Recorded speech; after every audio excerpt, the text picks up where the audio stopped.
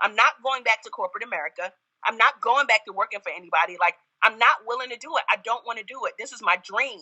So what do you do to make that dream work? What do you do?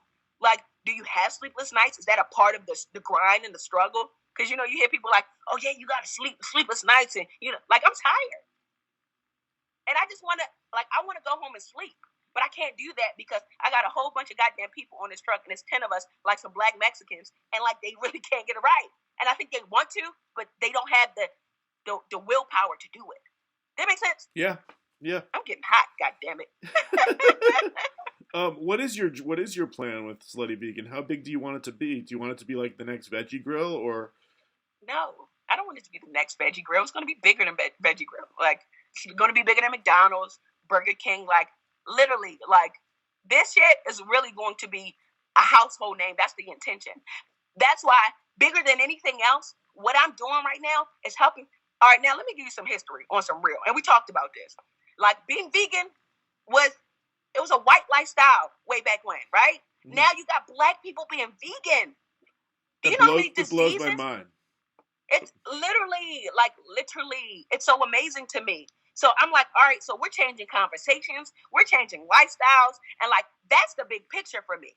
Because now black people who got diabetes and cancer and shit and all these other made-up diseases can now eat healthier and don't have to worry so much about that. You know what I'm saying? Mm-hmm. So I'm like, damn, like, I'm like the Harriet Tubman for vegans. Yeah, well, look, I mean, in the black community, there's a ton of obesity and bad health, yes, and people eating fried food, and it's, Yeah, so that's the big picture. So I'm like, we got to get to the big picture, but the small picture we got to get right, because that big picture is affected by that small picture. You know what I'm saying? Right.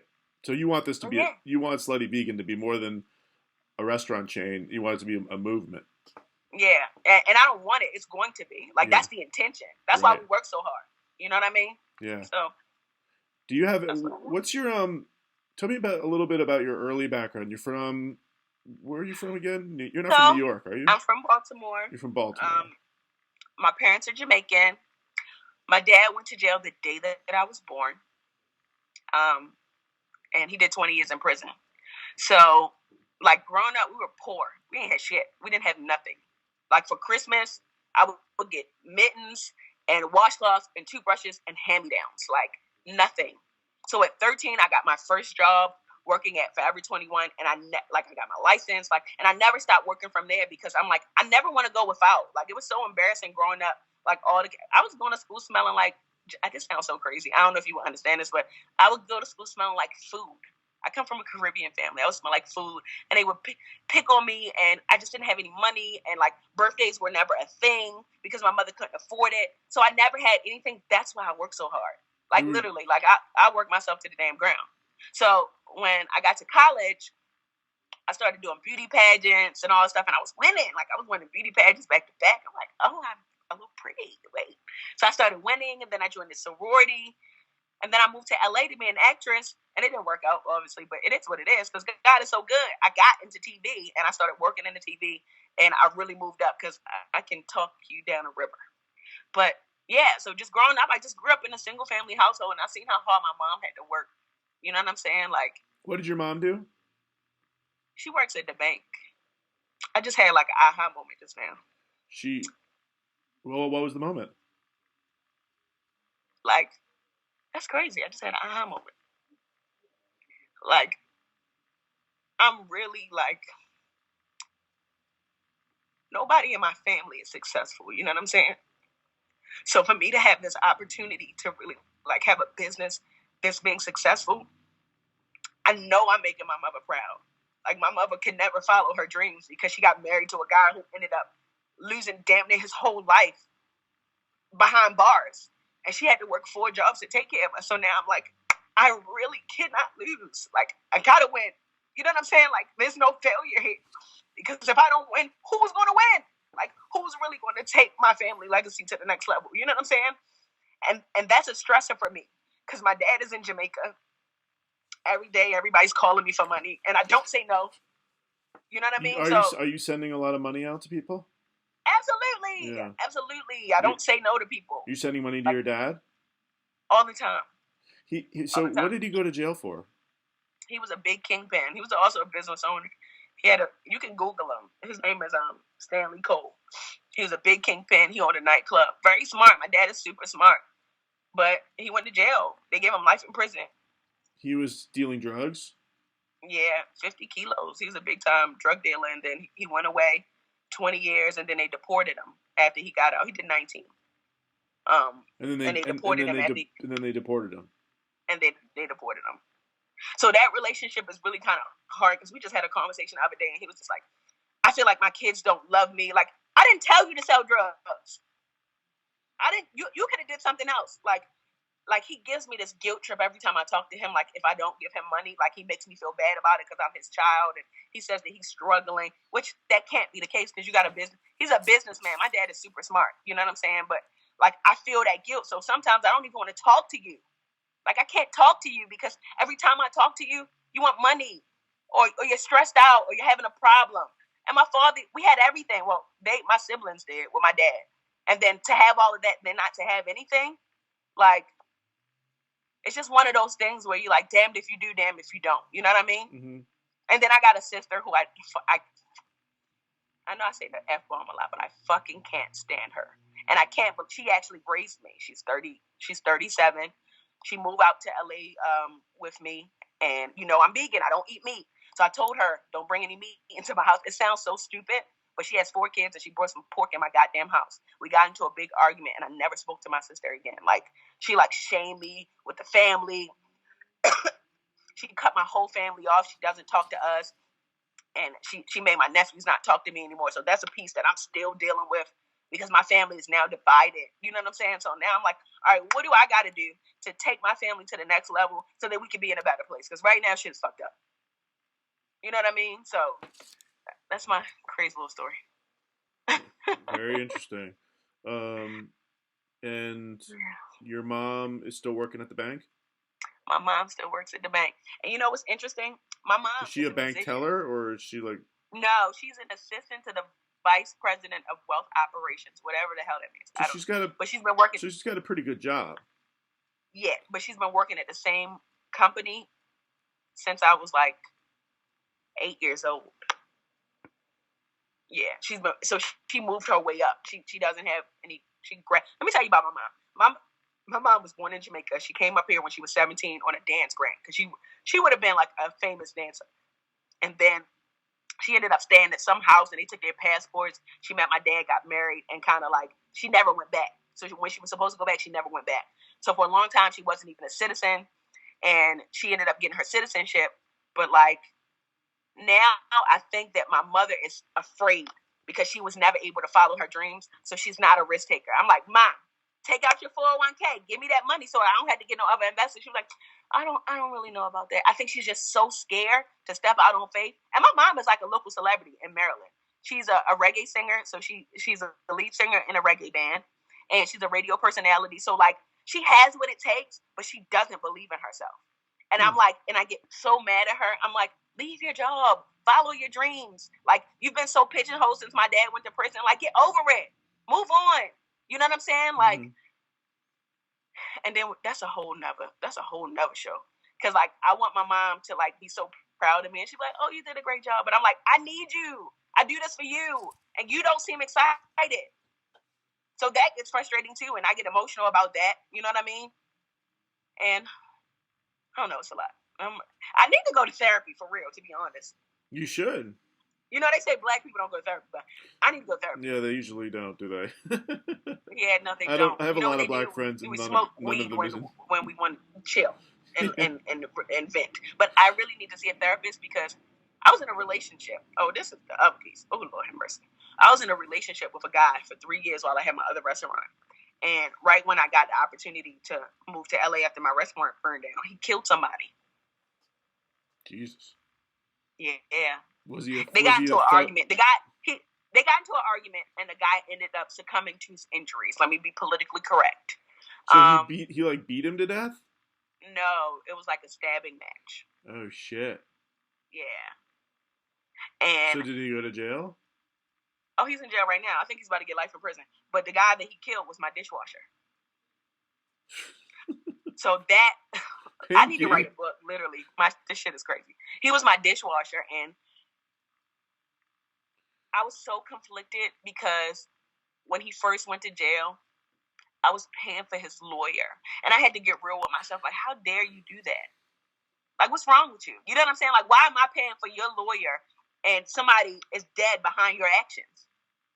You know what I mean? Like, and I've never gotten over that because this was somebody that I cared about. I gave him employment, and now he's dead. Like, he's not here anymore. You know what I'm saying?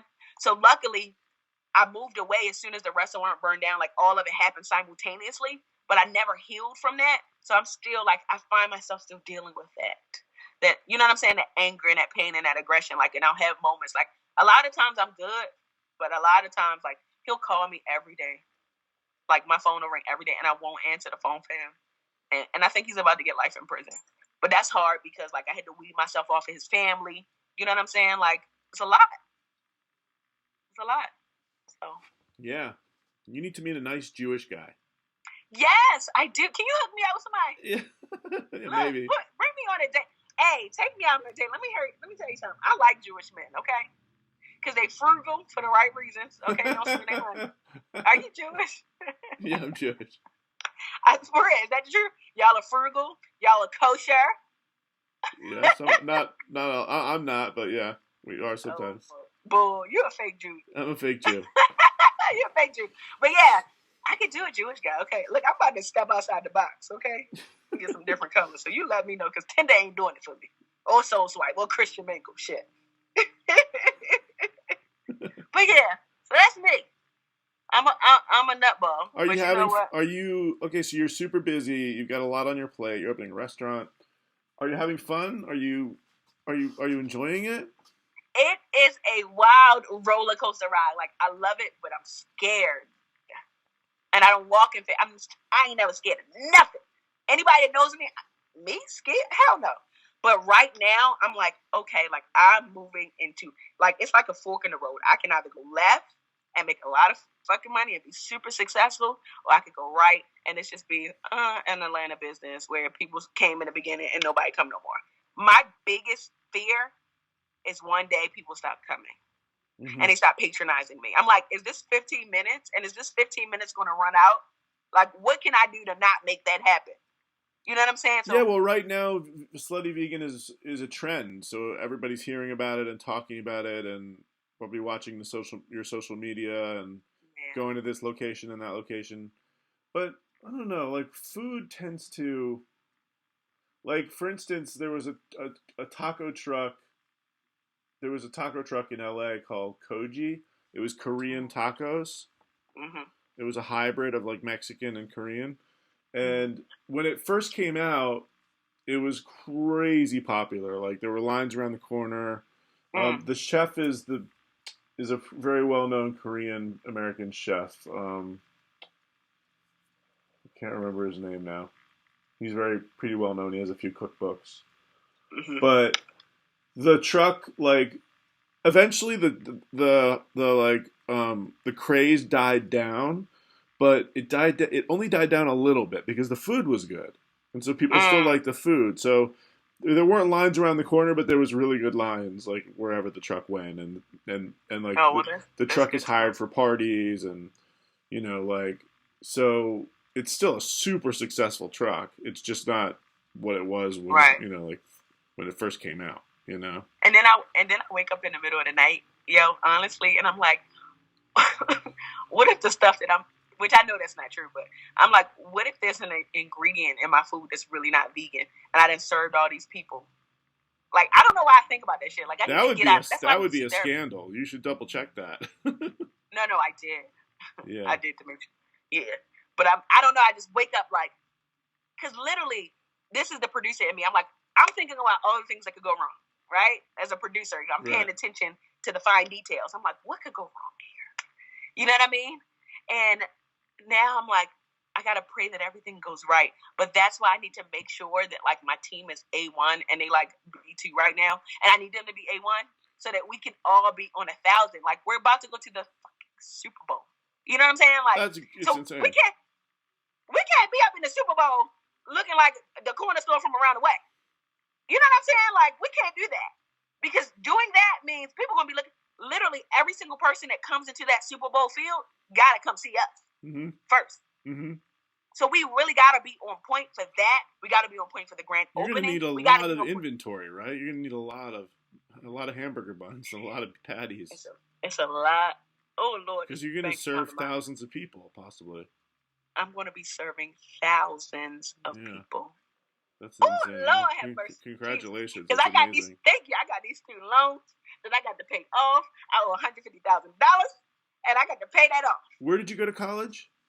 I went to Clark Atlanta University. You ever heard of it? Clark Atlanta. It's an HBCU, a really popular black college. I've heard of it. Yeah, I've definitely heard of it. And Zay went there too, right? Yes. I was the most popular girl on campus. I was you know how they have like homecoming queen? You graduated. You got your Yes. Yeah. I ain't as dumb as I look now. I don't know, maybe Yeah, no, I graduated. Barely. I was like on the football team pretty much. Like I was involved in every single thing on campus. I was literally like a celebrity in college, literally. I mean, even now, like when people see me, like people cry when they see me. It's very fucking weird. It's weird. But like people get excited to see me because I was very well known in college, which I used to my advantage because now I'm back in Atlanta and all these now you're a local celebrity again. Local celebrity. Yes. Sounds crazy. Yeah. But I like it.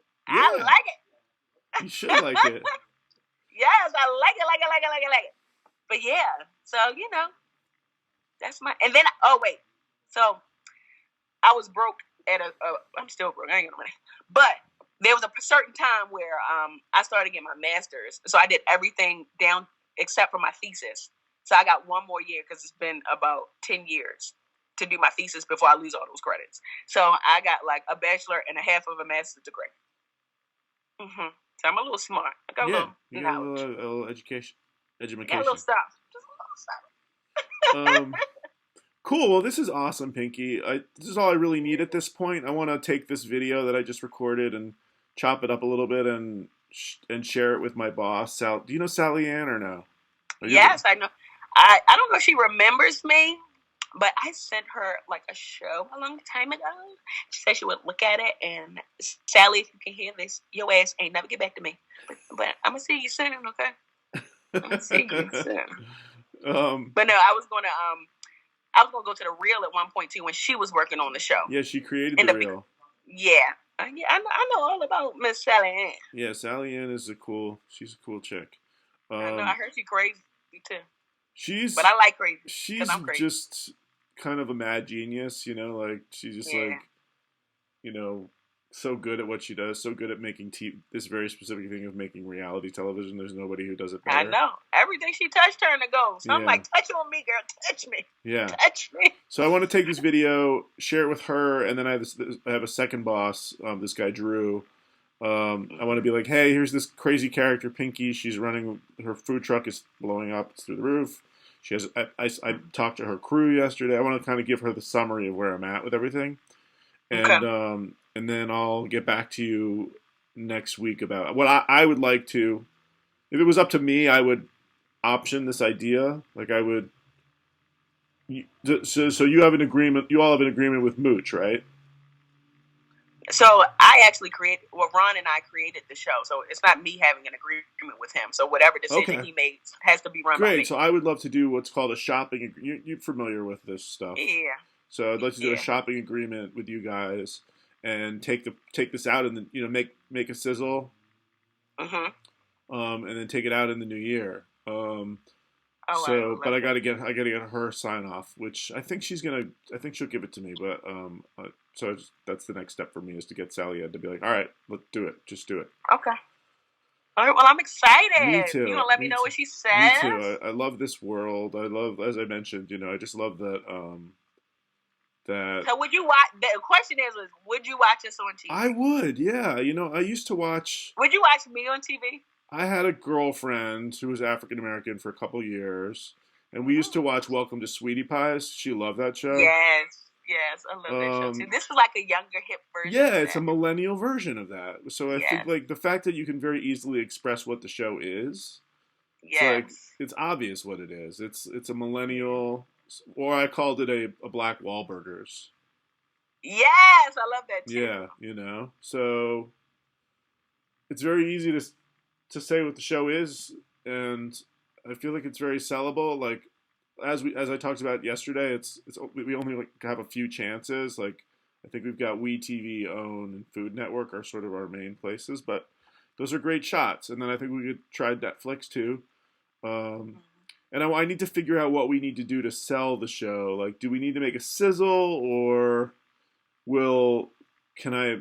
Will the Instagram work? Well, yeah, or can I just do like interviews, Right. chopped up? I'm gonna pull that. I'm gonna pull the my segment today and send it to you. So once we do move forward, you can add that into something.